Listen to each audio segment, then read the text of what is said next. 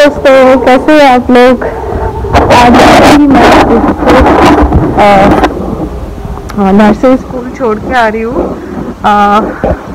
आज क्रिश रोया नहीं, मैं थोड़ा सरप्राइज हो गई। रोया नहीं क्योंकि यहाँ पे ना कुछ कुछ टॉयज़ है जो उसको बहुत पसंद है, तो किचन टॉय स्पेशली, तो उसको वो खेलने के लिए स्पेशली यहाँ पे शायद मोटिवेट किया आने के लिए। अब रेगुलर के जैसा जैसे मैं जाती हूँ, कल मैं नहीं निकल पाती क्योंकि कल बारिश हो रहा था, तो मैं कल नहीं निकली थी। मैं और क्रिश दोनों घर में थे, बट आज फिर से मैं जा रही हूँ थीसिस लिखने, थीसिस कंप्लीट करने। आज 3 बजे तक का टाइम है, अभी 10 बज रहा है, तो बहुत टाइम है, मैं उतने टाइम पे काम कर सकती हूँ। चलिए फिर से वही दुकान पे चलते हैं जहाँ से मैं अपना फेवरेट चीज़ खरीदती हूँ हमेशा, मेरा फेवरेट स्वीट पोटैटो चिप्स।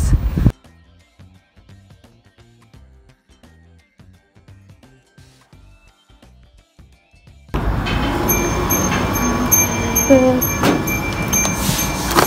मिल गया,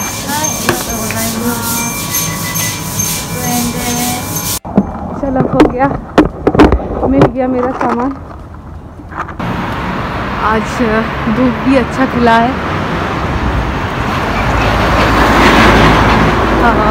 अच्छा लग रहा है आज का वेदर। देखते हैं आज कितना काम कर सकती हूँ।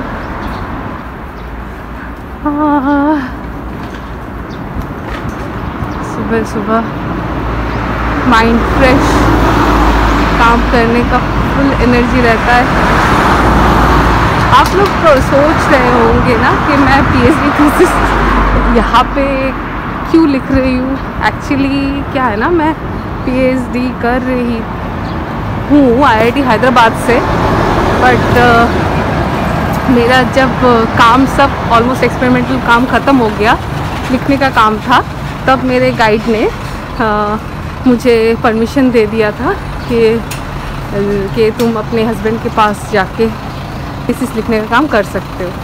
तो इसीलिए मैं लास्ट 1 ईयर से मैं इधर ही हूँ।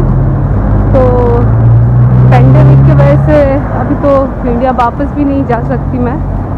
तो मेरे प्रोफेसर वो बहुत अच्छे भी है, उन्होंने मुझे परमिशन दे दिया कि तुम यहीं से थीसिस लिख के सबमिट करो, हो जाएगा।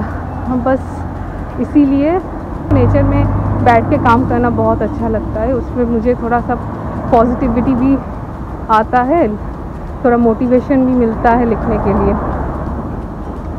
तो इसीलिए मैं हमेशा कोशिश करती हूँ कि बाहर में ज़्यादा से ज़्यादा बैठ के काम करूँ। अभी मुझे कॉफ़ी लेनी है, ये है 200 येन।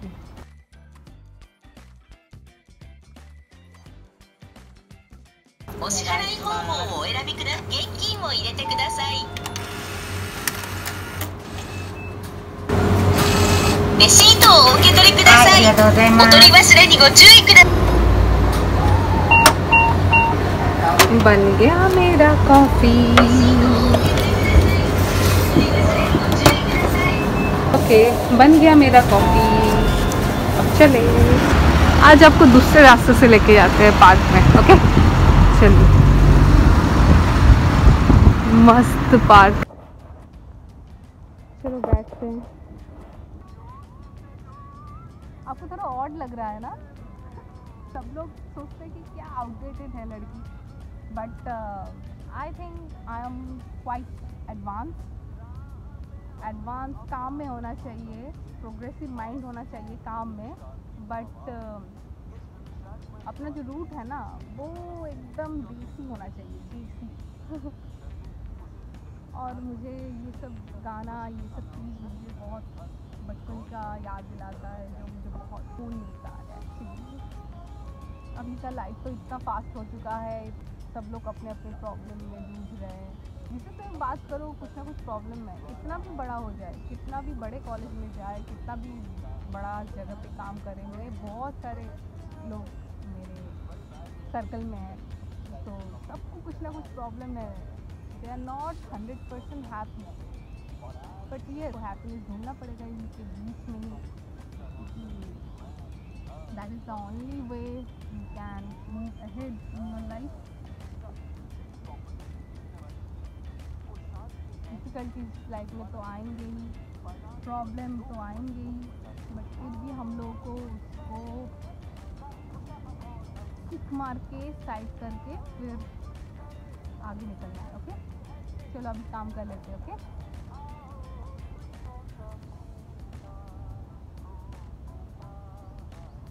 प्लॉटिंग करना है, उसके बाद मुझे लिखना है।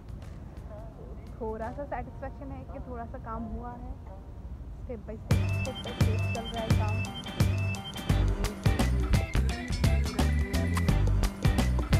है ना मेरा अमेजिंग वर्क। नाउ 1 o'clock और 2:30 को मुझे निकलना है यहाँ से। ऑलमोस्ट मेरा थोड़ा बहुत काम हो चुका है। एक जगह पे अटक गई हूँ और समझ में नहीं आ रहा है कैसे आगे बढ़ूँ। कोशिश कर रही थी तो थोड़ा सा लगा के थोड़ा माइंड फ्रेश करके फिर से बैठूँगी। ये टॉपिक कैसे चूज़ करें। अगर आप गलत टॉपिक चूज़ करेंगे ना तो आपका ड्यूरेशन खींचता जाएगा पीएचडी का, और ऊपर से बहुत स्ट्रेसफुल भी रहेगा पीएचडी का जर्नी। आप एंजॉय नहीं कर पाएंगे, जो मेरे साथ हुआ है। मैं सिविल इंजीनियरिंग बैकग्राउंड से हूँ और मेरा MTech environmental science and technology में हुआ है, और मेरा जो टॉपिक था एमटेक का वो बहुत इंटरेस्टिंग था रिमोट सेंसिंग के ऊपर, और रिमोट सेंसिंग एंड जीआईएस के ऊपर। मैंने नेचुरल डिज़ास्टर के ऊपर, जैसे लैंडस्लाइड होता है ना, तो हिमालयन रीजन में लैंडस्लाइड के ऊपर मैंने काम किया था रिमोट सेंसिंग एंड जीआईएस में, और मुझे बहुत मज़ा आया था। लिटरली मैं एंजॉय करती थी। 8-8 घंटे मैं कंटिन्यूस काम करती थी। कभी कभी तो मुझे पता भी नहीं था रहता था खाने का टाइम, सोने का भी टाइम। मैं इतना एंजॉय करती थी। मेरा एमटेक का जो प्रोजेक्ट वर्क था, और मेरा जो गाइड था इतना खुश था मुझसे। उन्होंने बताया भी था कि if you want to do further study in future like PhD, then you should definitely do on remote sensing and GIS। जो मैंने मतलब क्या बोलूँ, मैंने सुना नहीं उनका गाइडेंस। मैंने सोचा ठीक है चलो कुछ नया ट्राई करते हैं। तो इस चक्कर में मैंने IIT हैदराबाद में जो PhD टॉपिक मुझे मिला, जो है एनवायरमेंटल साइंस के ऊपर, मतलब थोड़ा ना ये सब्जेक्ट थोड़ा, अगर कोई केमिस्ट्री में स्ट्रॉन्ग है, कोई बायोटेक बैकग्राउंड से आता है तो, या बायोकेमिस्ट्री से के बैकग्राउंड से आते, तो उन लोगों के लिए बहुत अच्छा है ये topic. As a civil engineer I found it's very difficult to do this kind of work, क्योंकि यहाँ पे ना लैब वर्क में पिपेट यूज़ करना पड़ता है। मन तो नहीं करता था वो पिपेटिंग करके एग्जैक्ट वो रिकवरी लाना। मुझे कैसे पागल जैसा लगता था जैसे मैं एक्सपेरिमेंट करने जाती थी। मुझे बिल्कुल मज़ा नहीं आता था। तो देखिए, मैं जब एमटेक में थी ना, तो मेरा प्रोजेक्ट वर्क इतना अच्छा था, मैंने किया था इतना अच्छा कि मुझे हाईएस्ट मार्क मिला था एमटेक में प्रोजेक्ट में। इवन मैंने जो कॉन्फ्रेंस अटेंड किया था तो उसमें मैंने फर्स्ट प्राइज़ भी जीता था। बट पीएचडी में आके मैं पूरा मतलब डूब गई। पता नहीं, मैं तो पेपर ही नहीं निकाल पा रही थी। एक भी पेपर नहीं निकला था 3 साल में। मैं स्ट्रगल कर रही थी इधर उधर, पता नहीं क्या क्या कर रही थी मैं पीएचडी में। अभी तो 6 साल हो गया, अभी तो सबमिशन का टाइम आ गया, पेपर वगैरह निकल गया, थैंक गॉड। बट ऑनेस्टली बताऊँ, मेंटल सेटिस्फैक्शन नहीं मिलता है अगर आपका टॉपिक इंटरेस्टिंग नहीं है। मतलब आप जो टॉपिक पे करना चाहते हैं पीएचडी, अगर वो आप वाइजली चूज़ नहीं करेंगे तो डेफिनेटली आपको पीएचडी ड्यूरेशन में सफ़र करना पड़ेगा। So before joining PhD you should do little bit research work, means which professor is doing related your topic which you want to do research। इसमें कीजिए पहले, घुसने से पहले। ऐसा नहीं कि घुसने के बाद आप डिसाइड करें अच्छा जो भी मिले कर लेते हैं। जैसे मेरे साथ हुआ है कि मुझे लगा, एक्चुअली मेरे प्रोफेसर मुझे बताए भी था कि you have to do a lot of मतलब chemical related work, you have to know the atmospheric science, you know a little bit about chemicals, you have chemistry. So civil engineering का तो कुछ भूल ही गई थी, कुछ था ही नहीं इसमें। रिमोट सेंसिंग का, जीआईएस का कुछ भी नहीं था, तो मेरे लिए टोटली अननोन था ये टॉपिक।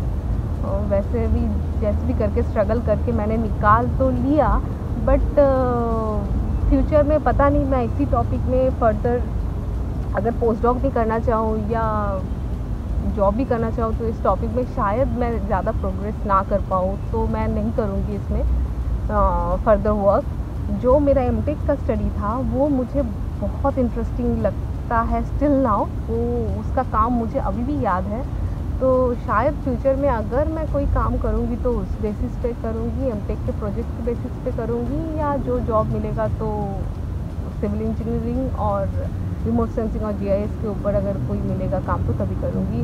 और ये वाला जो है, जो टॉपिक है मेरा पीएचडी का, वो हेल्थ रिस्क असेसमेंट के ऊपर है।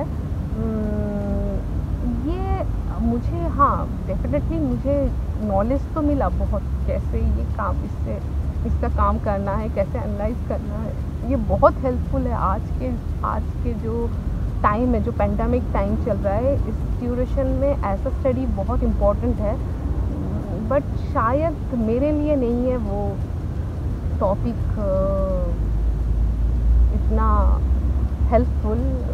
मे बी मैं इतना प्रोग्रेस नहीं कर पाऊँगी इस टॉपिक में, मे बी कोई दूसरा कैंडिडेट या दूसरा स्टूडेंट कर पाए, बट मैं शायद इसका कंट्रीब्यूशन फ्यूचर में इस टॉपिक में नहीं कर पाऊँगी। सो आई होप फ्रेंड्स ये एडवाइस थोड़ा हेल्पफुल होगा आप लोगों के लिए जो लोग पीएचडी करने के लिए सोच रहे हैं इंडिया में।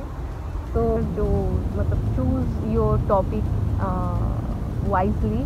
फिर मिलते हैं, अगर वेदर अच्छा रहा कल मिल लेंगे, नहीं तो नेक्स्ट वीडियो में मिलेंगे कभी भी।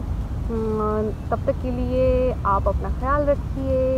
Have a nice day, bye bye.